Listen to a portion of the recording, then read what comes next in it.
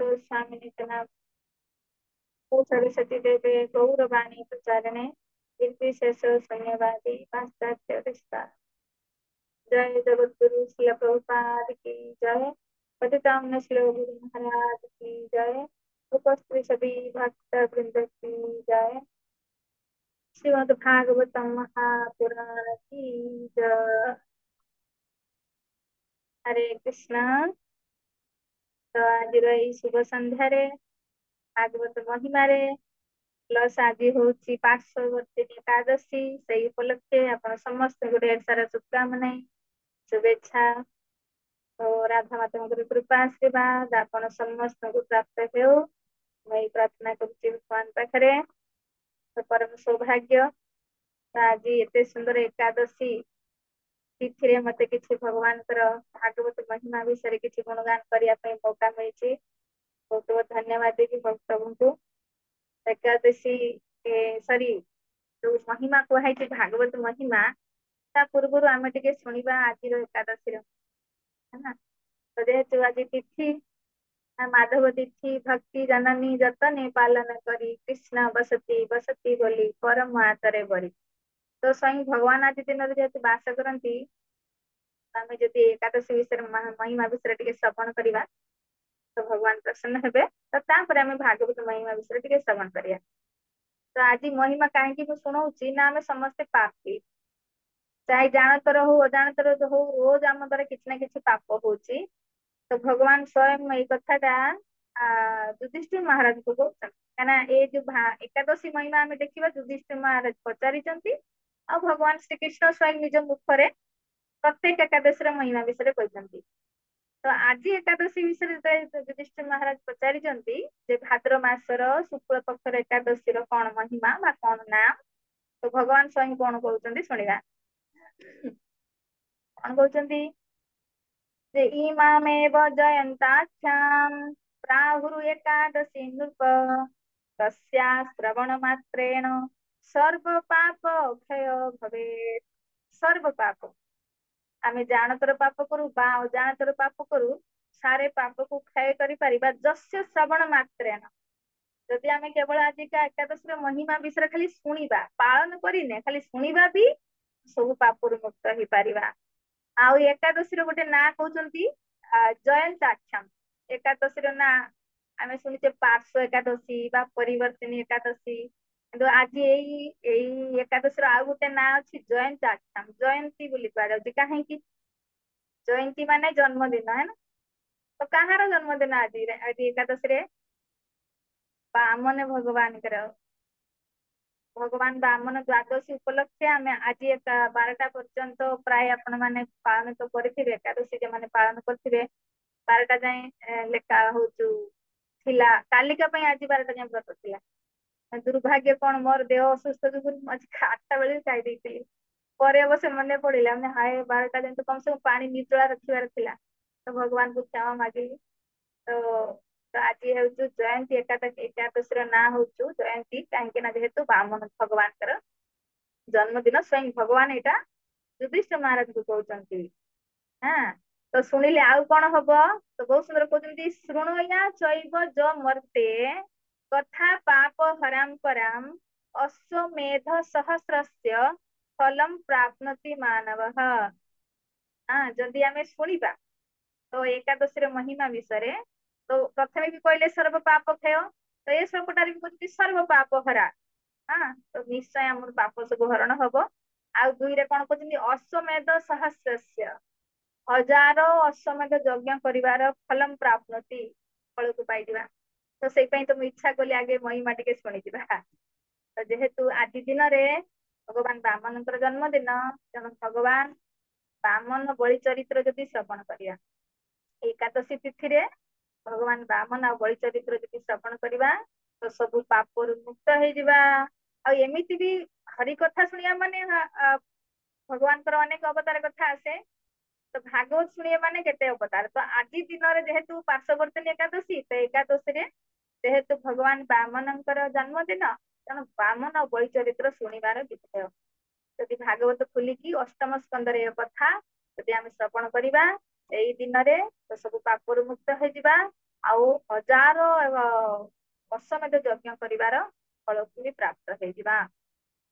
ଭଗବାନ ବହୁତ ସୁନ୍ଦର ବଳି ମହାରାଜକୁ ଛଳିକି ଛଳ କରିକି କଣ କରିଥିଲେ ନା ଇନ୍ଦ୍ରଙ୍କୁ ସ୍ୱର୍ଗ ଦେଇ ଦେଇଥିଲେ।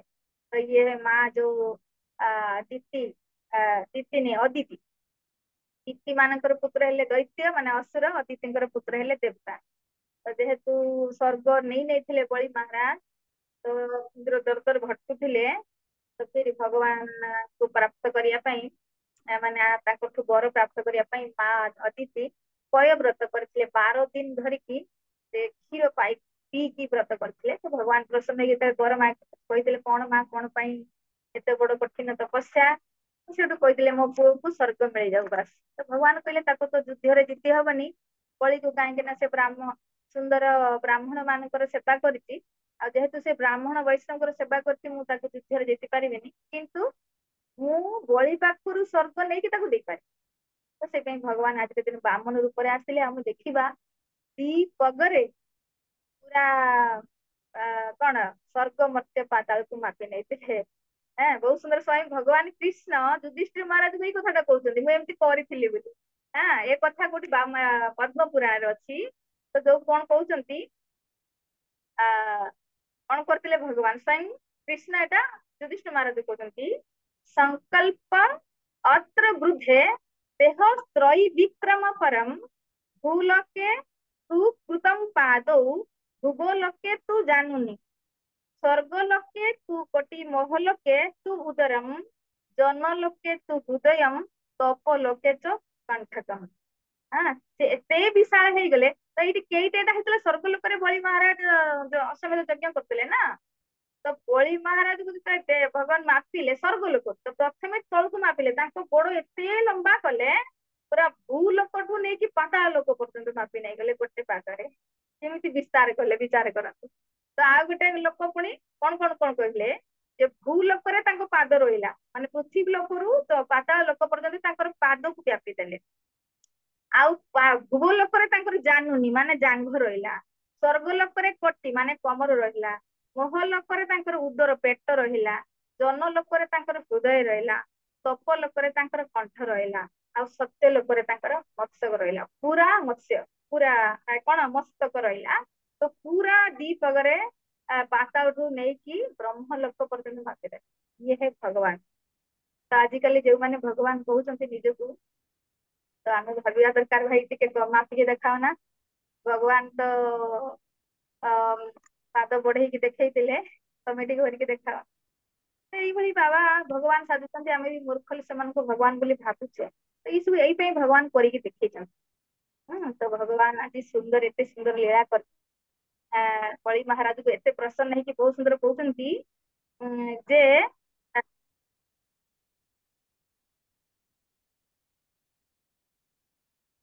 ବିନୟ ବଦନମ୍ ଦୃष्ट्वा ପ୍ରସନ୍ନ अस्मि ଜନାର୍ଦ୍ଦନ ବଲେ ବସାମି ସତତମ୍ ସନ୍ନିଧ ତବ ମାନଦ।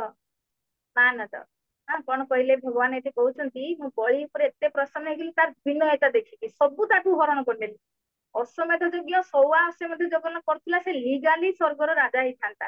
ଏମିତି ସେ ଛଡେଇ ନେଇଥିଲା ନା, ଏମିତି ତାର ବଳ ପ୍ରଭାବରେ ଇନ୍ଦ୍ର ଏକା ସବୁ ଯୋଉ ଦେବତା ଡରିକି ପଳେଇ ଯାଇଥିଲେ, ଛାଡି ଦେଇଥିଲେ। ତ ଇଏ ଏମିତି ଛଡେଇ ନେଇଥିଲା, କିନ୍ତୁ ଲିଗାଲି ରାଜା ହେଇନଥିଲେ ନା ଇନ୍ଦ୍ର ପଦ ପାଇନଥିଲେ। ତେଣୁ 100 ଅଶ୍ୱମେଧ ଯିଏ ଯଜ୍ଞ କରିବ ସେ ଇନ୍ଦ୍ର ହେଇଯିବ। ତେଣୁ ଏଇଟା ତାଙ୍କର 100 ଅଶ୍ୱମେଧ ଯଜ୍ଞ ପୁରା ହେଇଥାନ୍ତା, ସେଇଟା ଲିଗାଲି ଇନ୍ଦ୍ର ହେଇଥାନ୍ତେ। କିନ୍ତୁ ଭଗବାନ ତାଙ୍କ ପାଖରୁ ସବୁ ଛଡେଇ ନେଲେ। ତ 3 ପଦ ମାଗିଥିଲେ, 2 ପଦ ତ ସ୍ୱର୍ଗ ମର୍ତ୍ତ୍ୟ ସବୁ ହେଇଗଲା। ଆଉ ଗୋଟେ ପଦ ସେ ନିଜକୁ ଦେଇଦେଲେ। ତ ମୋ ମସ୍ତକ ଅଛି ମୋ ମସ୍ତକ ରଖିଦିଅ।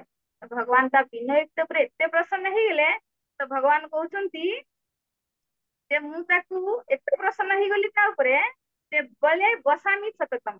ମୁଁ ତାକୁ ଆଶୀର୍ବାଦ ଦେଲି ସତତ ସବୁବେଳେ ବଳେ ବସାମି ମାନେ ବଳି ପାଖରେ ମୁଁ ରହିବି, ବସାମି ମାନେ ବାସ କରିବି। ତ ଇଏ ଭଗବାନ କେମିତି ପ୍ରସନ୍ନ ହେଲେ ତାର ବିନୟତାରେ। ତ ଆମେ ଯଦି ଦେଖିବା ଏଇ ଆଜିକା କଥାରେ ଏକାଦଶୀ ମହିମାରେ ଯଦି ଯୋଉଦିନ ଯୋଉ ତିଥି ରହିବ ସେଇଦିନ ତ ଭଗବାନଙ୍କ ମହିମା ଆମେ ଶ୍ରବଣ କରିବା। ତ ଆମର ବିନୟତାରେ ଭଗବାନ ପ୍ରସନ୍ନ ହେବେ। ସତତମ୍ ବାସ କରିବେ, ସନ୍ନିଧମ୍ ଆମ ସନ୍ନିଧ୍ୟରେ ଭଗବାନ ବାସ କରିବେ। ଇଏ ଥିଲା ଆଜିକା ପାର୍ଶ୍ୱବର୍ତ୍ତିନୀ ଏକାଦଶୀ।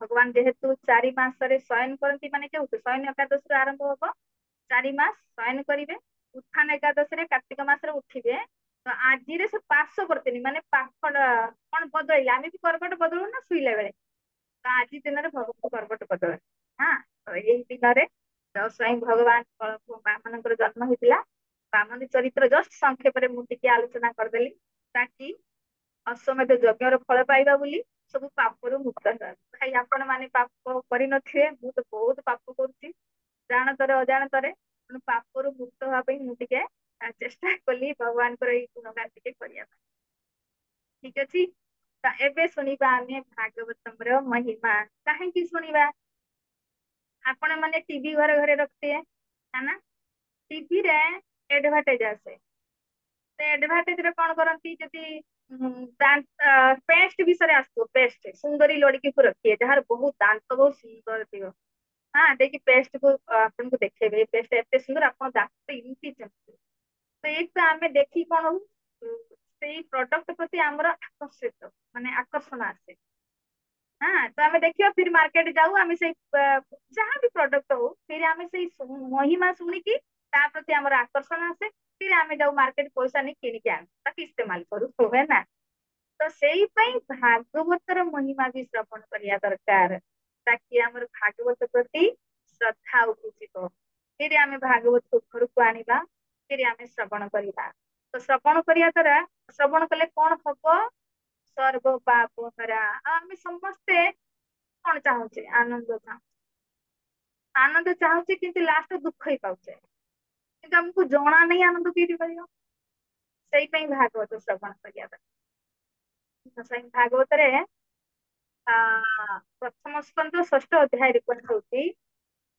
जन्म गुह्य भगवत ज एतत् प्रयतनरः सायं प्रातः गुणन भक्त्या दुख ग्रामात् विमुच्यते हाँ एठी व्यासदेव मुनि लिखुଛନ୍ତି दुख ग्रामात काहे लिखिले ना होलसेल रे दुख हमको गोटे दुख नुहे शारीरिक दुख मानसिक दुख आर्थिक दुख दैविक दुख है ना आत्मिक दुख केते होलसेल रे दुख हमको गाड़ी रही तो सारे दुख रु दुख ग्रामात सारे दुख रु विमुच्यते माने मुक्त हो पारिबा केते बेले सायं प्रातः चाहे आपको सकाळु समय मिलू चाहे आपको संध्या बेले समय मिलू तो सकाळे संध्या जदि आमे गुणन भक्त्या भक्ति सहकारे आमे भागवत को श्रवण करिया तो भाग श्रवण करिया जन्म गुह्य भगवत फिर भगवान प्रकट विषय आमे श्रवण करिया भगवान संसार कहीं प्रकट हुंती तो ध्रुव महाराज प्रकट हेले प्रहलाद महाराज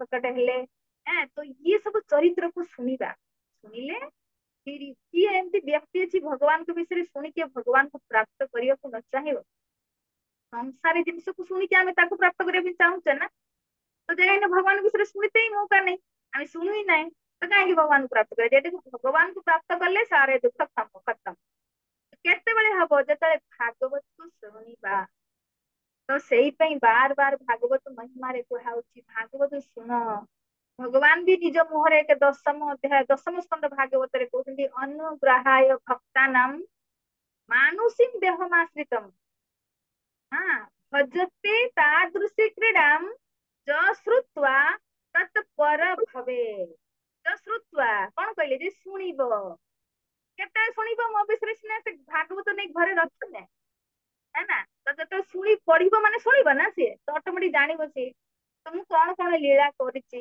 कौन काहे की आसिक लीला करूछि तो जब शुणिबो मु काहे की भक्त मान को अनुग्रह करिया पई तुम मनुष्य शरीर धर के संसार को आसे क्रीड़ा माने बहुत सुंदर सुंदर लीला करे फिर मो लीला को जे शुणिबो तो तत पर भावे तो ये भवसागर को पारी जो माने भवसागर पार भगवान को प्राप्त करना कार बोली गला तो शुणीते पड़ेगा शुणिले सिना आम भगवान से जाना फिर करवा करिले सिना भगवान को पाइबा हाँ तो स्वयं भागवतर नवस्कंदरे परीक्षित महाराज एबे कथा 4 दिन 7 दिन कथा शुणिबे 4 दिन सरीगलानी ना खाई ना शुई ना किसी पीछन केवल शुणुचंती अनवरत हाँ सुखदेव गोस्वामी को मुखर झरझर झरझर करके झरणा भलिया ଇଏ ଭାଗବତ ରସାମୃତ ବହୁଛି ଆଉ ଇଏ ତାଙ୍କୁ ପାନ କରୁଛନ୍ତି। ତ 4 ଦିନ 4 ରାତି ବିତି ଯାଇଛି ତ ସୁଖଦେବ ଗୋସ୍ୱାମୀ କହୁଛନ୍ତି ପରୀକ୍ଷିତ ଏବେ ତୁ ଗୋଟେ କାମ କର ଟିକେ ରେଷ୍ଟ କରିନେ ଟିକେ କିଛି ଖାଇନେ ପିଇନେ ତାପରେ ଆମେ ଆରାମ ସେ କଥା କରିବା। ନାଇଁ ନାଇଁ ଆପଣଙ୍କ ମୁଖରୁ ଯେ ଭାଗବତ ଅମୃତ ପାନ କରୁଛି ଯେ ଅମୃତ ପାନ କରିବି ତାକୁ ପାଣିର ଦରକାର ପଡିବ। ହଁ ତ ସେଇଠି ସେ ଗୋଟେ ଏଇଟା ପରୀକ୍ଷିତ ମହାରାଜଙ୍କ ମୁଖରୁ ଶ୍ଲୋକ ଯେଟା କହୁଛନ୍ତି ଯେ ନିବୃତ ତର୍ଷେ ଉପଗୀୟମାନ ଭବ ଔଷଧାସ୍ତୋତ୍ର ମନ ବିରାମା ଗୌତମ ସକ ଗୁଣାନୁବାଦା पुमान् विरज्यते विना पशुना पुमान् विरज्यते ବିନା ପଶୁନା। କଣ କହୁଛନ୍ତି ଏ ଶ୍ଲୋକଟାରେ? ନିବୃତା ତର୍ଷେ ଉପଗୀୟମାନା ଭବ ଔଷଧା ସ୍ତୋତ୍ର ମନ ଭିରାମା। ବହୁତ ସୁନ୍ଦର ଶ୍ଲୋକଟା ଯଦି ବୁଝିବାକୁ ଚାହିଁବେ ଭବ ଔଷଧା ଆମେ ସମସ୍ତେ ଔଷଧ ଖାଉଛେ ନା କଣ ପାଇଁ? ବିମାର ପଡୁଛେ है ना। କାହାକୁ ଡାଇବେଟିସ କାହାକୁ ଥାଇରଏଡ ଏଠି କେହି ବ୍ୟକ୍ତି ନଥିବେ ଯେ ମାତାଜୀ ମୁଁ ପୁରା ସୁସ୍ଥ है ना। ତ କିଛି ନା କିଛି ଏଠି ବିମାରୀରେ ସମସ୍ତେ ଗ୍ରସ୍ତ ଥିବେ ଆଉ ମେଡିସିନ ଖାଉଥିବେ। ତ କିନ୍ତୁ ଏଠି କହୁଛନ୍ତି ଆଉ ଗୋଟେ ସବୁଠୁ ବଡ ବିମାରୀ କଣ? ଭବ ରୋଗର ବିମାରୀ ବାରମ୍ବାର ଜନ୍ମ ବାରମ୍ବାର ମୃତ୍ୟୁ। ଇଏ ବିମାରୀର ଔଷଧ ମେଡିସିନ କିଛି ବାହାରିନି। ସାଇଣ୍ଟିଷ୍ଟ ମାନେ ବହୁତ ମେଡିସିନ ବାହାର କରୁଛନ୍ତି ନା ଡାଇବେଟିସ ପାଇଁ ବି ବାହାର କରୁଛନ୍ତି ଥାଇରଏଡ ପାଇଁ ବି ବ୍ଲଡ ପ୍ରେସର ପାଇଁ ବି ଯିଏ ବି ପ୍ରୋବ୍ଲେମ ବାହାର କରୁଛନ୍ତି। କିନ୍ତୁ ବାରମ୍ବାର ଜନ୍ମ ମୃତ୍ୟୁରୁ ମାନେ ଉଦ୍ଧାରର କୌଣସି ମେଡିସିନ ବାହାର କରୁଛନ୍ତି କି? ଏମିତି ମେଡିସିନ ବାହାର କରିଦେଲେ ଖାଇଦବା ଆଉ ବୁଢା ହିଁ ହବାନି। ଏମିତି ମେଡିସିନ ଖାଇଦବା ଆଉ ମାନେ ବିମାର ପଡିବାନି। ଏମିତି ମେଡିସିନ ଖାଇଦବା ମରିବା ହିଁ ନାହିଁ। ଇଏ ଯେ ବାରମ୍ବାର ଜନ୍ମ ମୃତ୍ୟୁ ଜରା ବ୍ୟାଧିର ଯୋଉ ପରମାନେଣ୍ଟ ଔଷଧ କୌଣସି ସାଇଣ୍ଟିଷ୍ଟ ଏତେ ଯାଏ ବାହାର କରିନାହିଁ କି କରି ବି ପାରିବ ନାହିଁ। ଇଏ ସବୁଠୁ ବଡ ଭବ ରୋଗ। ଜନ୍ମ ହେଇଛେ ମାନେ ମରିବା। ଭଗବାନ ଗୀତାରେ କହିଗଲେ ନା ଜାତ ସହି ଧ୍ରୁବ ମୃତ୍ୟୁ ଧ୍ରୁବ ଜନ୍ମ ମୃତସ୍ୟ ଚ। ଜନ୍ମ ହେଇଛ ମାନେ ମରିବ ଫିର ମରିଛ ମାନେ ଫିର ଜନ୍ମ ସେ ଜନ୍ମ ମରଣ ଇଏ ଲାଗି ରହିବ ଇଏ ହେଲା ଭବ ରୋଗ। ଆଉ ଭବ ରୋଗର ପରମାନେଣ୍ଟ ଔଷଧ କଣ? ଇଏ ଭାଗବତ ପରମାନେଣ୍ଟ ଔଷଧ। ତ ସେ ଏଠି କହୁଛନ୍ତି ଆଚ୍ଛା ଔଷଧ କାହା ପାଖରୁ ଆପଣ ଆଣିତେ ଯାଆନ୍ତି? ଡକ୍ଟର ପ୍ରେସକ୍ରିପସନ କରେ ନା ବା ମେଡିସିନ ତ ପୁରା ଷ୍ଟୋରରେ ଭରା ହେଇଥିବ ଆପଣ ଯାଇକି ସେମିତି କିଛି ଆଣିକି ଖାଇପାରିବେ କି? ଆପଣଙ୍କୁ ଡକ୍ଟର ର ପ୍ରେସକ୍ରିପସନ ଦରକାର। ତ ସେଇଭଳି ଇଏ ଭାଗବତ ଆମେ କାହା ପାଖରୁ ଶୁଣିବା ଦରକାର? ତ କହୁଛନ୍ତି ନିବୃତ ତର୍ଷେ ଉପଗୀୟମାନା ଯିଏ ସାରେ ତୃଷ୍ଣାରୁ ନିବୃତ ହେଇଯାଇଛନ୍ତି। ସଂସାରରେ ଯାହାର ଆଉ କାମନା ବାସନା କିଛି ନାହିଁ ତ ଆମର ଦେଖିବା କିଏ ଗାଇଛନ୍ତି ଏଟାକୁ ଉପଗୀୟମାନା କିଏ ଗାଇଛନ୍ତି? ସୁଖଦେବ ଗୋସ୍ୱାମୀ। ଯେ କି ତାଙ୍କର କିଛି କପଡା ପିନ୍ଧିବାର ବି କାମନା ନଥିଲା ବିଚାର କରନ୍ତୁ। ବସ୍ତ୍ର 16 ବର୍ଷ ଥିଲା କିନ୍ତୁ ବସ୍ତ୍ର ବି ସେ ପିନ୍ଧୁ ନଥିଲେ ଏତେ ବୈରାଗୀ ଥିଲେ। ସାରେ ତୃଷ୍ଣାରୁ ସେ ମୁକ୍ତ ଥିଲେ। ତ ଏଇଭଳି ଭକ୍ତଙ୍କ ମୁଖରୁ ଆମେ ଏଇ ଭାଗବତ ଶୁଣିବା ମାନେ କାହା ପାଖରୁ ଶୁଣିବା? ସୁଖଦେବ ଗୋସ୍ୱାମୀ ପାଖରୁ ଶୁଣିବା। ତ ଯେତେବେଳେ ଆମେ ଶୁଣିବା ତ କହୁଛନ୍ତି ଇଏ ହେଲା ଭବ ଔଷଧ। ଆଚ୍ଛା ଔଷଧ ତାପରେ କହୁଛନ୍ତି କଣ? ଭବ ଔଷଧ ସ୍ତୋତ୍ର ମନ ବିରାଟ ସେତ ଶୁଣିବା। ଔଷଧ ଏଠି ଭାଗବତ କୁହାଗଲା ଔଷଧ। ତ ଔଷଧ ଏଠି ଖାଇବାନି କଣ କରିବା ଏଠି ଶୁଣିବା। କାନ ମାଧ୍ୟମରେ ୟାକୁ ଶୁଣିବା ଏଇ ଔଷଧକୁ କାନର ଗାତରେ ଢାଳିବା। ଆଚ୍ଛା ଆମେ ଦେଖିବା ମେଡିସିନ ଖାଇଲେ ତ ଛୁଆ ମାନେ ଖାଇତେ ଚାହାନ୍ତିନି ଆମେ ବି କେହି ମେଡିସିନ ଖାଇତେ ପସନ୍ଦ କରୁନା ନା କାହିଁକିନା ମେଡିସିନ ଏକ ତ ପୋଡୁଆ ଲାଗେ। ଆର ଇଞ୍ଜେକ୍ସନ ଦ୍ଵାରା ବି ମେଡିସିନ ଦେଲା ଇଞ୍ଜେକ୍ସନ ଟା ପୁରେଇତେ କେତେ କଷ୍ଟ ବହୁତ ଅଛନ୍ତି ଯେ ଇଞ୍ଜେକ୍ସନ କୁ ଗୋଟେ ଡରନ୍ତି। ବାବା ମତେ ଇଞ୍ଜେକ୍ସନ ଦିଅ ସେ ଇଞ୍ଜେକ୍ସନ ଟା ଗୋଟେ ଔଷଧ ନାହିଁ ଏ ତ କଷ୍ଟ ଯାଇ ମେଡିସିନ ଖାଅ ଯାଇ ଇଞ୍ଜେକ୍ସନ ମାଧ୍ୟମରେ ନିଅ କଷ୍ଟ ଔଷଧ ମାନେ କଷ୍ଟ। ତାହେଲେ ଏଠି କଣ ଭାଗବତ କଷ୍ଟ କି? ଭାଗବତକୁ ତମେ କହୁଛ ବହୁତ ମାନେ ଔଷଧ ମାନେ ଆମେ ସଂସାର ଔଷଧ ତ ବଡ କଷ୍ଟ ଇଞ୍ଜେକ୍ସନ ଦ୍ଵାରା ନିଅ ତ ପିଅ ଯେମିତି ବି କଷ୍ଟ ନା ତ ଏଇଟା କଣ କଷ୍ଟ କି? କହିଲେ ନା ମନୋଭିରାମା ମନକୁ ରାମତ ମାନେ ଆନନ୍ଦ ପ୍ରଦାନ କରିବ ଇଏ ଔଷଧ ଏମିତିକା ତମେ ତା କାନର ଗାତ ମାଧ୍ୟମରେ ଢାଳିବ ନା ତ ଆନନ୍ଦ ଅନୁଭବ କରିବ ମନୋଭିରାମା ଆନନ୍ଦ ଅନୁଭବ କରିବ। ସେନି ତାପର ଲାଇନରେ କହିଲେ ଯେ କିଏ ଏମିତି ବ୍ୟକ୍ତି ଅଛି ଶୁଣିବାକୁ ଚାହିଁବନି ଯେ କିଏ ଭବରୋଗର ଔଷଧ ଯିଏ କି ଆମକୁ ପରମାନେଣ୍ଟ ଏଇ ଜନ୍ମ ମୃତ୍ୟୁ ଉଦ୍ଧାର କରିକି ଭଗବାନଙ୍କ ଧାମ ଦେଇଦବ ଯିଏ କି କାନକୁ ଶୁଣିବା ପାଇଁ ଏତେ ଆନନ୍ଦଦାୟକ ସେମିତି ବ୍ୟକ୍ତି କିଏ ଅଛି ଯେ ଶୁଣିବାକୁ ନାହିଁ ଶୁଣିବନି ହଁ କ ଉତ୍ତମ ଶ୍ଲୋକ ଗୁଣାନୁବାଦ କ ମାନେ କିଏ ଏମିତି ବ୍ୟକ୍ତି ଅଛି ଉତ୍ତମ ଉତ୍ତମ ଶ୍ଲୋକରେ ଭଗବାନଙ୍କର ଯୋଉ ଗୁଣଗାନ କରାହେଇଛି ଯାହା ଶୁଣିଲେ ଆମ ମନକୁ ଆନନ୍ଦ ପ୍ରଦାନ କରିବ ଏମିତି କିଏ ବ୍ୟକ୍ତି ଅଛି ଯେ ଶୁଣିବାକୁ ଚାହିଁବନି। ତ ପୁମାନ ବିରଜ୍ୟତେ ବିନା ପଶୁ ହଁ ଯେ ସେଇ ବ୍ୟକ୍ତି ଶୁଣିବାକୁ ଚାହିଁବନି ଯେ ପଶୁଘ୍ନାତ ଯିଏ ପଶୁକୁ ହତ୍ୟାକାରୀ ନୃଶଂସ କ୍ରୂର ବ୍ୟକ୍ତି କେବଳ ଭାଗବତ ଶୁଣିବାକୁ ଚାହିଁବନି ବାକି ସମସ୍ତେ ଶୁଣିବା ପାଇଁ ଚାହିଁବେ। ବାକି ସମସ୍ତେ କାହିଁକି ନା ଇଏ ଭବ ରୋଗର ପରମାନେଣ୍ଟ ଔଷଧ। ଆମେ ରୋଗରୁ ମୁକ୍ତି ଚାହୁଁଛୁ ତ ଆମେ ହସ୍ପିଟାଲ ଯାଉଛୁ ନା ଦୁଃଖରୁ ମୁକ୍ତି ଚାହୁଁଛୁ ତ ଆମେ କିଏ ହସ୍ପିଟାଲ ଦୌଡୁଛି ତ କିଏ ଜ୍ୟୋତିଷ ପାଖକୁ ଦୌଡୁଛି କିଏ ତାନ୍ତ୍ରିକ ପାଖକୁ ଦୌଡୁଛି है ନା କିଏ ନେତା ପାଖକୁ ଦୌଡୁଛନ୍ତି। କିନ୍ତୁ ଏଥିରୁ କଣ ହବ ଗୋଟେ ଦୁଃଖ ଯାଇନଥିବ ଆଉ ଗୋଟେ ଦରଜା ଆସିକି ଖଟଖଟ କରିବ। ଗୋଟେ ଦୁଃଖ ଜାଣିଥିବ ଆଉ ଗୋଟେ ଦୁଃଖ ଆସିବ ପରମାନେଣ୍ଟ ସଲ୍ୟୁସନ ନାହିଁ। ତ ପରମାନେଣ୍ଟ ସଲ୍ୟୁସନ ହେଲା ଶ୍ରୀମଦ ଭାଗବତମ। ସେଥିପାଇଁ ଭାଗବତ ଶୁଣିବା ତ କଣ ହବ ସାरे ଦୁଃଖରୁ ଆମେ ମୁକ୍ତ ହେଇଯିବା କାହିଁକି ନା ଆମେ ଭାଗବତରେ ଭଗବାନଙ୍କର ମହିମା ଶୁଣିବା ତେବେ ଭଗବାନଙ୍କୁ ପ୍ରାପ୍ତ କରିବା ସାରି ଦୁଃଖ ଖତମ। ଆଜି ଭଗବାନଙ୍କୁ ଛାଡିକି ଆମେ ସଂସାରକୁ ପ୍ରାପ୍ତ କରିବାକୁ ଚାହୁଁଛେ ଦୁଃଖ। ତ ସେଇପାଇଁ ଭାଗବତର ମହିମା ଶୁଣିଲେ ଆମର ଭଗବାନଙ୍କ ପ୍ରତି ରୁଚି ଜାଗୃତ ହବ। ନହେଲେ ଆଉ କୌଣସି ଏମିତି ଜାଗା ନାହିଁ ଯେ ଆପଣଙ୍କୁ ମେଡିସିନ ଚାଲିଯାଅ କୌଣସି ମଲ କୁ ଯେ ହଁ କିଛି ମେଡିସିନ ନେଇ ଆସିବ ସେଠି କିଛି ପ୍ରଡକ୍ଟ ତ ଖାଇଦେଲେ ଆମର ଭାଗବତ ପ୍ରତି ପ୍ରେମ ଜାଗୃତ ହେଇଯିବ ଭଗବାନଙ୍କ ପ୍ରତି ପ୍ରେମ ଜାଗୃତ ନାଇଁ ମହିମାକୁ ଶୁଣିବା। ତ ଇଏ କେବଳ ଯେତେବେଳେ ଆମେ କହନ୍ତି ନା ଅନ୍ତରାଷ୍ଟ୍ରୀୟ କୃଷ୍ଣ ଭାବନାମୃତ ସଂଘରେ ଆସିବା ଏଠି ଆସିକି ଯେତେବେଳେ ଆମେ ଭାଗବତର ମହିମା ଶୁଣିବା ତ ସେଟା ମାର୍କେଟରେ ମିଳିବନି ଆପଣଙ୍କୁ ଏଇଠିକି ଆସିତେ ପଡିବ।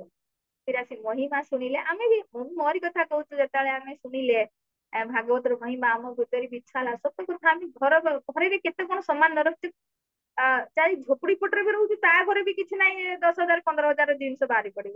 ଆଜିକାଲି ଆପଣ ଦେଖନ୍ତୁ ଯେ ମାନେ ରିକ୍ସା ବାଲା ରିକ୍ସାରେ ବସେ ସିଏ ବି ଗୋଟେ 15,000 20,000 ଟଙ୍କାର ମୋବାଇଲ ଧରିଛି। ହଁ ବିଚାର କର ଆଜିକାଲି ଆଉ ଗୋଟେ ଗୋଟେ ଘରେ ଯଦି 4 ଜଣ ବ୍ୟକ୍ତି ଅଛନ୍ତି 4 ଜଣଙ୍କ ପାଖରେ 4ଟା ମୋବାଇଲ ଆଉ ସିଏ ବି 15,000 20,000 କମ ନୁହେଁ। ଆଉ ତ ଧନୀ ଧନୀ ସେମାନଙ୍କୁ ଛାଡୁ ସାଧାରଣ ଲୋକଙ୍କ କଥା ମୁଁ କହୁଛି। ଆଉ ତାକୁ ଆମେ ଇମ୍ପୋର୍ଟାଣ୍ଟ ଦଉଛେ କିନ୍ତୁ ଭାଗବତକୁ ଇମ୍ପୋର୍ଟାଣ୍ଟ ଦଉନେ ଯିଏ କି ଅବସାଗରକୁ ଉଦ୍ଧାର ଇଏ ପରମାନେଣ୍ଟ ଔଷଧ। ହଁ ତ ଯେଟା କି ଭାଗବତରେ କେତେ ବାର କୁହା ହେଇଗଲା। ଭାଗବତ ଭିତରେ ବି କୁହାଗଲା ଆଉ ଭାଗବତରେ ମାନେ ଆକ୍ଚୁଆଲି ପଦ୍ମ ପୁରାଣରେ ଅଛି। ଯେ ଯେମିତି ଦୁନ୍ଦୁକାରୀ କଥା ଆପଣ 4 ଦିନ ବିତିଗଲାଣି ନା ତ ମତେ ଲାଗିଲା ଆଜି 4 ଦିନ ଆଜି ଚତୁର୍ଥ ପାଠ ଚାଲିଛି ଆଜି ମୋ ଭାଗରେ ପଡିଲା 4ର୍ଥ ନମ୍ବର ଏପିସୋଡ। ତ ପ୍ରଥମେ ଯେମାନେ ବଡେ ବଡେ ବ୍ୟକ୍ତି କହିଗଲେଣି ତ ସେମାନେ ମତେ ଲାଗୁଛି ସେମାନେ ନାରଦ ମୁନି ଆଉ ଭକ୍ତି ରାଣୀଙ୍କ କଥା କହିଥିବେ ଆଉ ଧୁନ୍ଧୁକାରୀ ଏ ଯୋଉ ଆତ୍ମଦେବ କଥା କହିଥିବେ ସେଇପାଇଁ ମୁଁ ଆଉ ସେଟାକୁ ଆଜି ରିପିଟ କଲି ନାହିଁ। ମୁଁ ତ ଶୁଣିନି ଅବଶ୍ୟ ତ ସେମାନେ ଆପଣ ମାନେ ଶୁଣିଥିବେ ଯଦି ତ ସେମାନେ ମହିମା କଥା ଏଇ ବିଷୟରେ କହିଥିବେ।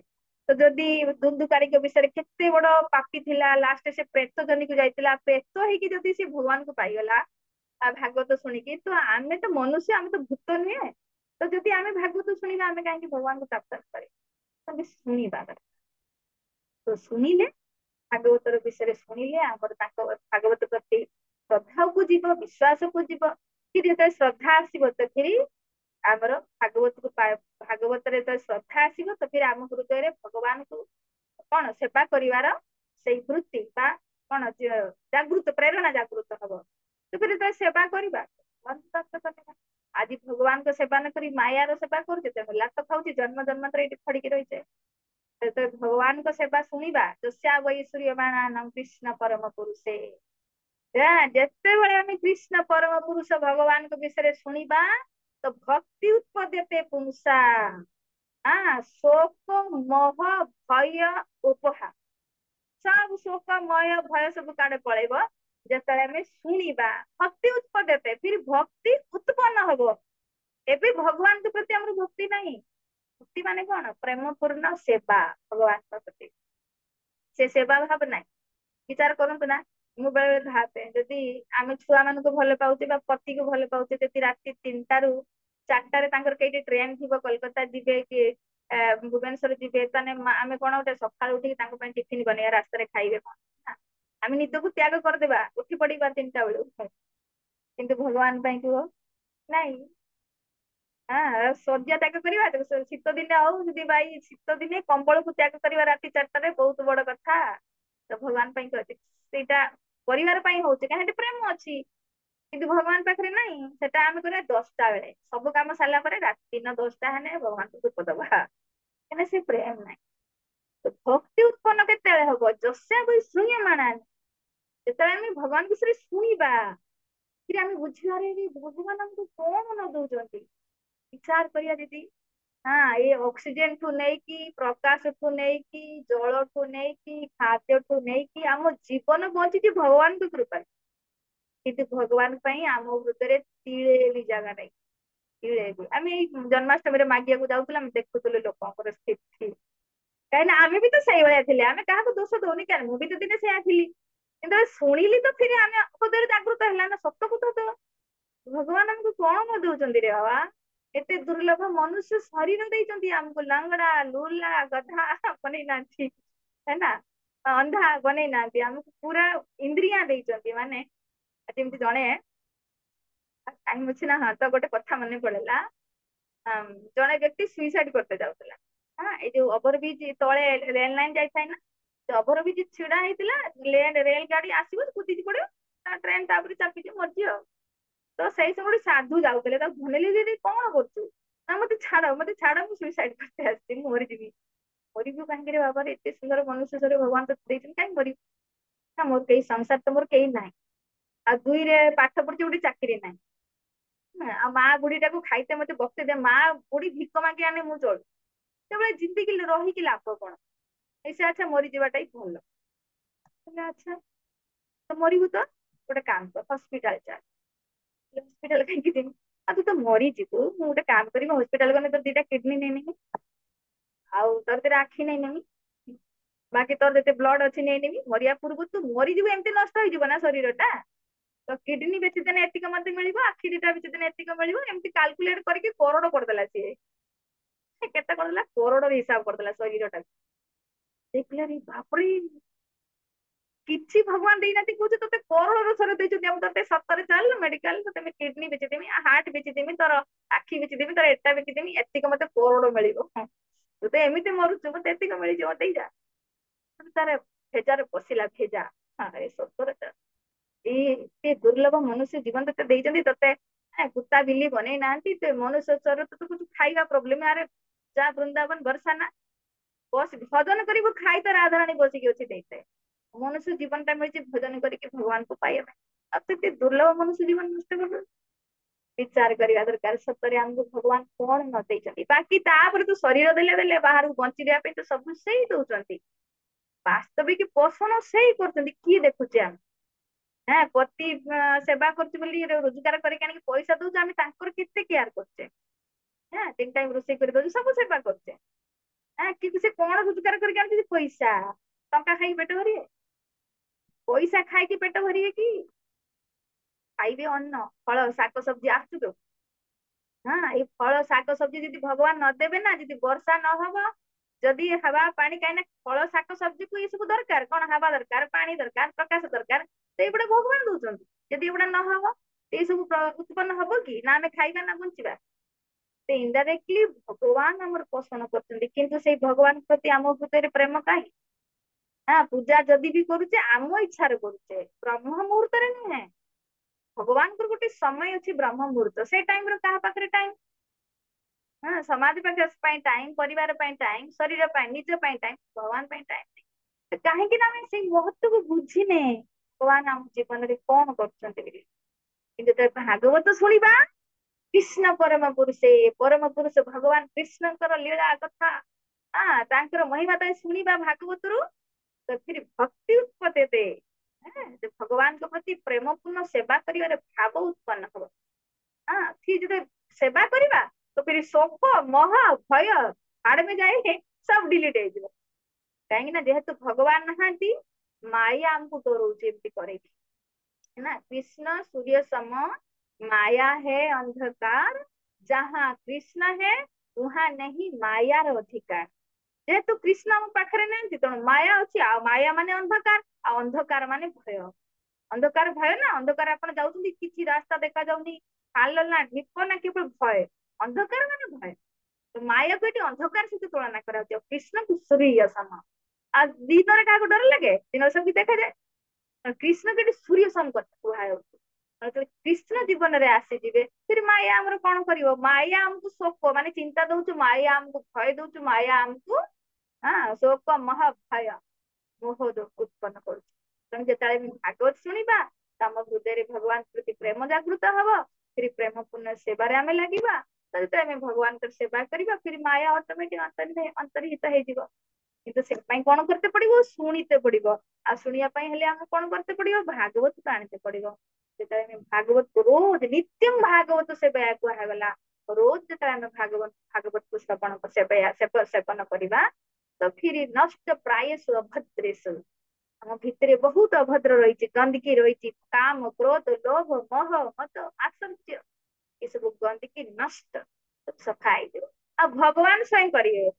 ସଙ୍ଗୀତ ଭାଗବତରେ କହିଛନ୍ତି, ଶୁଣତାମ ସକଥାମ କୃଷ୍ଣ ପୁଣ୍ୟ ଶ୍ରବଣ କୀର୍ତ୍ତନ ହୃଦୟନ୍ତ ସହି ଅଭଦ୍ରାଣୀ ବିଧୁନତି ସୁହୃତ୍ସତା।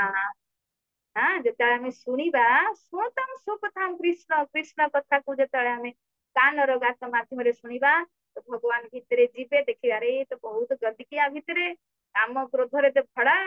ତ କଣ କରିବେ ନା ବିଧୁନତି, ବିଶେଷ ଭାବରେ ଧୋଇବେ। ପୁରା ଡିଟରଜେଣ୍ଟ ଫିନାଇଲ କଣ କଣ ସବୁ ଲିକୁଇଡ ପକେଇ ସବୁ ଧୋଇବେ, ଝାଡୁ ମାରିକି ସଫା କରିଦେବେ। ଫିର କେମିତି ବନେଇଦେବେ? ସୁହୃତ ସତାମ। ସତାମ ମାନେ ଭକ୍ତ। କେମିତିକା ଭକ୍ତ? ମଙ୍ଗଳମୟ ଭକ୍ତ। ସୁହୃତ ମାନେ ଯେ ସମସ୍ତଙ୍କର ମଙ୍ଗଳ କାମନା, ଏଇଭଳି ଭକ୍ତରେ ପରିଣତ କରିଦେବେ। କିନ୍ତୁ କେତେବେଳେ ହବା? ଯେତେବେଳେ ଶୁଣିବା କୃଷ୍ଣ କଥା ଶୁଣିବା। ଶୁଣିବା ତ ଭାଗବତ ଘରକୁ ନେବା। ଆପଣ ମାନଙ୍କ ପ୍ରଶ୍ନ ଆସିବ, ମାତାଜୀ ଘର ଘର ତ ଭାଗବତ ଅଛି। ଯୋଉ କଣ ଏଟା କି ଭାଗବତ? ଅତି ବଡି ଜଗନ୍ନାଥ ଦାସଙ୍କର ଭାଗବତ ନବାକ୍ଷର ଛାନ୍ଦରେ ଯୋଉ ଘର ଘରକା ଅଛି। ତ ସେଇ ଭାଗବତ ପଢିଲେ କଣ ହବନି? ତ କାହିଁକି ଆମେ ଏତେ, ଆପଣଙ୍କର ଏଠି ବିଜନେସ ଚାଲିଛି, ଆଉ 10,000 ଟଙ୍କା ଏବେ କହୁଛନ୍ତି କମ 8,000 ଦେବି, 8,500 ଦେବି, ହେଲେ ବି କେତେ ହେଇଯାଉଛି କୁହନ୍ତି? ଆମକୁ 300 ଟଙ୍କାରେ ମିଳୁଛି, ଆମେ କାହିଁକି ଏତେ ନବା ଏତେ ଦାମ ରେ? ବିଚାର କରନ୍ତୁ, ସବୁ ଜିନିଷରେ ଗୋଟେ ଅରିଜିନାଲ ଅଛି, ଗୋଟେ ଡୁପ୍ଲିକେଟ ଅଛି। ମୁଁ ଏଇଟା ପିନ୍ଧିଛି, ଏଇଟା ଯିଏ ଦେଖି ତ କହିବ ସୁନାଟା ବୋଧେ ମାତାଜୀ ପିନ୍ଧୁଛନ୍ତି, ଧନୀ ଘର ଲୋକ ପିନ୍ଧିବେ ବୋଧେ, ଆଉ ଦେଖା ଯାଉଛି ଠିକା, କିନ୍ତୁ ଏଇଟା କଣ ସୁନା? ତ ସେଇଭଳି ଦେଖା ଦିଟା ମୂର୍ତ୍ତି ଚକ ଚକ ଦେଖା ହଉଛି ବୋଲି ସବୁ ସୁନା ନୁହେଁ। ସେଟା সোনাକୁ ଚିହ୍ନିବ କିଏ? ଜୋହରୀ ଯୋଉ କଣ ଜୁଏଲାରୀ ବାଲା। ତ ଜାଣିନବ ଏଟା ଇମିଟେସନ କି ସୁନା। ଖାଲି କଲର ଚକଚକ ହେଇଗଲେ ସବୁ ସୁନା ସୁନା ନୁହେଁ। ତ ସେଇଭଳି ଭଗବାନ ଯେତେବେଳେ କହୁଛନ୍ତି ଏବଂ ପରମ୍ପରା ପ୍ରାପ୍ତମ, ତ ପରମ୍ପରା ଧାରାରେ ଆମେ ପ୍ରାପ୍ତ କରିବା। ଆଉ ଶ୍ରୀମଦ ଭାଗବତ ବ୍ୟାସଦେବଙ୍କ ଦ୍ଵାରା ରଚିତ, ସେଇଟା ହିଁ ଅର୍ଜିଲା, ମାନେ ସ୍ୱୟଂ ଭଗବାନ ରଚିତ କରିଛନ୍ତି। କାହିଁକିନା ଭକ୍ତ ଯେତେ ସୁଧ ହେଇଥିଲେ ବି ତା ଭିତରେ 4ଟା ତ୍ରୁଟି ରହିବ ହିଁ ରହିବ। ହେଲା, ସେ 4ଟା ତ୍ରୁଟି ଆପଣ ମାନେ ଜାଣିଥିବେ କଣ କଣ? ଅନ୍ୟକୁ ଧୋକା ଦେବା, ମାୟାରେ ମୋହିତ ହେଇଯିବା, ଆମର ଅପୂର୍ଣ୍ଣ ଇନ୍ଦ୍ରିୟା, ଆଉ ଗୋଟେ କଣ ରହୁଛି? ତ ଏଥିରେ କଣ ହବ? ଏଇ ଯୋଉ 4ଟା ଦୋଷରେ ଆମେ କିଛି ନା କିଛି ଭୁଲ କରିବା। ଭୁଲ କରିବା ଅନ୍ୟକୁ ଭକ୍ତ ନା କାହିଁକି ଆମ ଇଏ ଟେଣ୍ଡେନ୍ସି ରହିବ ଭୁଲ କରିବା ହିଁ କରିଦବା। ଯେମିତି ଗୋଟେ ଅଛି ନବାକ୍ଷର ଛାନ୍ଦରେ ମତେ ଜଣେ ତର୍କ କରିଥିଲା, ଆପଣଙ୍କର ଏତେ ନିୟମ କାହିଁକି? ଏଠି ଖାଇବିନି, ସେଠି ଖାଇବିନି, ଆ ଘର ଖାଇବିନି, ତା ଘର ଖାଇବିନି, ଏଟା ଖାଇବିନି, ସେଟା ଖାଇବିନି। ଭାଗବତର ଲେଖା ତ ହେଇଛି, ଆହାରେ ଭଲ ମନ୍ଦ ନାହିଁ ଜଠାରେ ଯେ ମନ୍ଦ ମିଳଇ। ଏଇଭଳିଆ ନା ସେଟା ନବାକ୍ଷର ଛାନ୍ଦରେ। ଘରର ତ ଭଲ ମନ୍ଦ ନାହିଁ, ଯେଠି ଯାହା ମିଳିବ ଖାଇ, କେଞ୍ଚୁଆ ମିଳିଗଲେ ଖାଇଯାଉ, ମାଛ ମିଳିଗଲେ ଖାଇଯାଉ, ଚିଙ୍ଗୁଡି ମିଳିଗଲେ ଖାଇଯାଉ ଖାଇଯାଉ। ଭାଗବତରେ ତ ଲେଖା ହେଇଛି। ଯେଟା କି ଆର ଇଣ୍ଟେନ୍ସକୁ ସେ ବୁଝି ପାରିଲେନି। କାହିଁକି ନା ଭକ୍ତ ଯେତେ ସୁଧ ହେଲେ ବି ସେ କିଛି ନା କିଛି ଭୁଲ କରିଦେବେ। ଏଠି କଣ ଲେଖିଦେଲେ? ଆହାର ନ ଲେଖି ଯଦି ପ୍ରସାଦ ଲେଖି ଦେଇଥାନ୍ତେ କଣ ହେଇଥାନ୍ତା? ପ୍ରସାଦେ ଭଲ ମନ୍ଦ ନାହିଁ ଯେଠାରେ ଯେ ମନ୍ଦ ମିଳେ। ପ୍ରସାଦରେ ଭଲ ମନ୍ଦ କହିବ ଭଗବାନଙ୍କ ଥରେ ଲାଗିଗଲା ପରେ? ତାଙ୍କର ଥିଙ୍କିଂ ଏଇଟା ଥିଲା ଯେ ଏଠି ପ୍ରସାଦ, କିନ୍ତୁ ଲୋକ ତାକୁ ଆହାର ନେଇ ନେଲେ। ଆଉ ଦେଇକି ଏଠି କହିଦେଲେ ଯାହା ଯେଠି ଭାଗବତ ଲେଖା, ଯାହା ଯେଠି ଖାଉଛ ଖାଅ। କାହିଁକି ନା ଭୁଲ କରିବାଟା ମଣିଷର ସ୍ୱଭାବ। କିନ୍ତୁ ଭାଗବତ ଯିଏ ବ୍ୟାସଦେବଙ୍କ ଦ୍ଵାରା ରଚିତ, ସମ୍ଭବ ନୁହେଁ। କାହିଁକି ଭଗବାନ ପାଖରେ 4ଟା ତ୍ରୁଟି ନାହିଁ। ଭୁଲ କରିବା, ଭୁଲିଯିବା, ଅନ୍ୟକୁ ଧୋକା ଦେବା, କି ମାୟାରେ ମୋହିତ ହେଇଯିବା, ଅପୂର୍ଣ୍ଣ ଇନ୍ଦ୍ରିୟା ନୁହେଁ ଭଗବାନଙ୍କର। ତେଣୁ ଭଗବାନ ଯେଟା ବ୍ୟାସଦେବ ଯେଟା ରଚନା କରିଛନ୍ତି, ସେଇଟାକୁ ଆମେ ପଢିବା ଦରକାର। ଆଉ ସେଇଟା ପଢିଲେ ହିଁ ଆମକୁ ପୂର୍ଣ୍ଣ ଫଳ ମିଳିବ। ଆମେ 300 ଟଙ୍କାରେ ମିଳୁଛୁ, ଆମେ କାହିଁକି ଆଣିବା? ସେମିତି ହେଲେ 300 ଟଙ୍କାରେ ଆପଣ ବା ସଂସାରେ ଆଉ କିଛି ଜିନିଷ ଆଣୁଛନ୍ତି, ସେଠି ଦେଖୁଛନ୍ତି ଭାଇ ତାର ସବୁ କିଛି ଚେକ୍ କରୁଛନ୍ତି, ଠିକ ନା ନିଆ ଅରିଜିନାଲ ଜିନିଷ ଚାହୁଁଛନ୍ତି। ଆଉ ଭାଗବତରେ ପୁଣି ହେଠି ଆମକୁ ବି ଅର୍ଜୁନ ଦେଖିବା ଦରକାର ନା, ଆଉ ସେଠି ଯଦି ଭାव କରିବେ ତୋଲିବେ ତ ଜୀବନରେ ସକ୍ସେସ କେବେ ମିଳେ। ଯଦି ଭଗବାନଙ୍କୁ ପ୍ରାପ୍ତ କରିବା ଦରକାର ତ ଭଗବାନ ଯେତେବେଳେ ସ୍ୱୟଂ କହୁଛନ୍ତି ଏବଂ ପରମ୍ପରା ପ୍ରାପ୍ତ ମତେ ତମେ ପରମ୍ପରା ଧାରାରେ ପ୍ରାପ୍ତ କରିବ, ତ ପରମ୍ପରାରେ ବ୍ୟାସଦେବ ମୁନି ଆସୁଛନ୍ତି, ବ୍ୟାସଦେବଙ୍କ ଦ୍ଵାରା ରଚିତ ଭାଗବତକୁ ଶୁଣିବା ଦରକାର। ଯେହେତୁ ଏଇ 18 ଖଣ୍ଡ ବହି ମତେ 20 ବର୍ଷ ଲାଗିଥିଲା ସାରିତେ, ତେବେ ପୁଣି ଆଉ ଥରେ ମୁଁ ଷ୍ଟାର୍ଟ କରିଛି।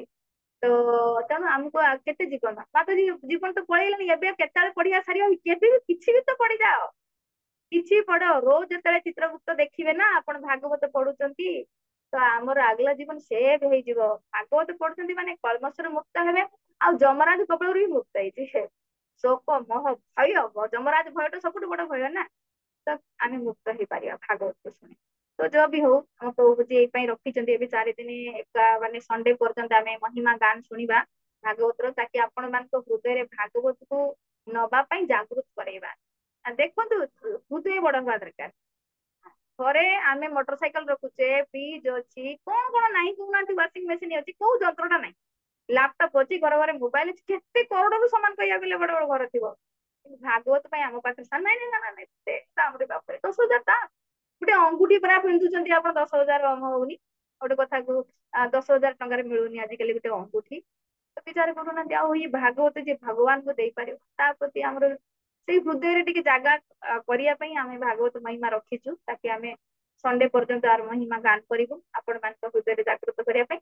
ଯେମାନଙ୍କର ଅଛି ବହୁତ ଭଲ, ଆଉ ସାୟଂ ପ୍ରାତ ସକାଳେ ଆଉ ସନ୍ଧ୍ୟାରେ ପଢନ୍ତୁ, ଆଉ ଯେମାନଙ୍କ ପାଖରେ ନାହିଁ ତ ନବା ପାଇଁ ଚେଷ୍ଟା କରନ୍ତୁ। କେମିତିକା ହେଟା ଆମେ ସଣ୍ଡେ ଦିନ ପ୍ରଭୁଜୀ ବିଶେଷ ଆଲୋଚନା କରିବେ, ଆମେ କେମିତି ତାକୁ ଇଏରେ ଦବା ଯେମିତି ଲୋକମାନଙ୍କ ପାଖରେ ପହଞ୍ଚିବ। କାହିଁକିନା ବେଳେ ବେଳେ ବହୁତ ଭକ୍ତ ଅଛନ୍ତି ଡୋନେସନ କରନ୍ତି, ଯାହା ଦ୍ୱାରା କି ଆମେ ତାର କିମତକୁ ଟିକେ କମେଇ ଦଉ। ତ ଯଦି ସେମିତି ସୁବିଧା ହୁଏ ତ ଆମେ ସେମିତି କରିବା। ତ ଦେଖିବା ସମୟ ବି ହେଇଗଲାଣି, ତ ଆମେ 8:30 ଯାଏଁ ଟାଇମ ଥିଲା, ମୁଁ କିଛି 10-15 ମିନିଟ ହୁଏତ ଆପଣ ମାନଙ୍କ ଭିତରେ କିଛି ଏମିତି ପ୍ରଶ୍ନ ଆସୁଥିବ ତ ଆମେ କିଛି ସମୟ ପ୍ରଶ୍ନ ଉତ୍ତର ନେଇପାରିବା। ଠିକ ଅଛି, ରଖିବା ଏଇଠି। ହରେ କୃଷ୍ଣ ହରେ କୃଷ୍ଣ କୃଷ୍ଣ କୃଷ୍ଣ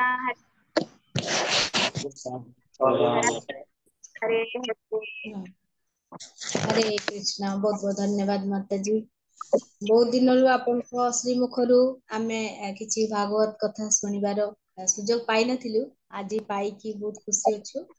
ତ ଯଦି କାହାରି କିଛି ଅଛି ତ ଆପଣ ମାନେ ହ୍ୟାଣ୍ଡ ରେଜ କରନ୍ତୁ।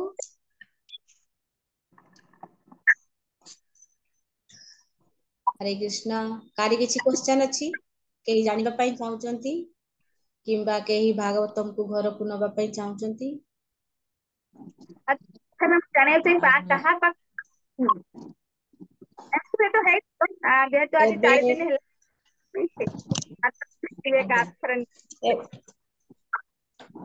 ଏବେ ସୁନିତା ମାତାଜୀ ହ୍ୟାଣ୍ଡ ରାଇଜ କରିଛନ୍ତି, ଆଉ ସୁରେଶ ମଦୁଲି ପ୍ରଭୁଜୀ ହ୍ୟାଣ୍ଡ ରାଇଜ କରିଛନ୍ତି। ପ୍ରଭୁଜୀ ଆଗେ ମାତାଜୀ କଣ କ୍ୱେଶ୍ଚନ ଅଛି ପଚାରନ୍ତୁ।